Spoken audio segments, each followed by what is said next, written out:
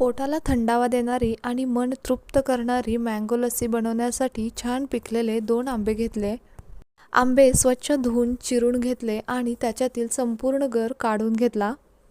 आता फ्रीजमध्ये ठेवलेलं वाटीभर थंडगार दही घ्यायचं आणि थोडीशी वेलची पावडर घ्यायची. पाऊण वाटी साखर घ्यायची. आता एका मिक्सर जारमध्ये आंब्याचा गर घालायचा, मग दही घालायचं, साखरही घालायची, थोडीशी वेलची पावडर घालायची. तुमच्याकडे थोडंसं केसर असेल तर तेही घालू शकता. लस्सी जास्त थंड हवी असेल तर 2-3 बर्फाचे तुकडे घालायचे आणि याला छान मिक्सरला फिरवून घ्यायचं आणि तयार झाली मँगो लस्सी. आता ही मँगो लस्सी अशीच खाण्याऐवजी थोडीशी अट्रॅक्टिव्ह बनवूया.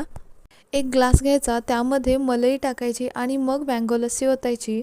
अशा पद्धतीने मलई आणि मँगो लस्सीचे आपण लेयर्सही बनवू शकतो.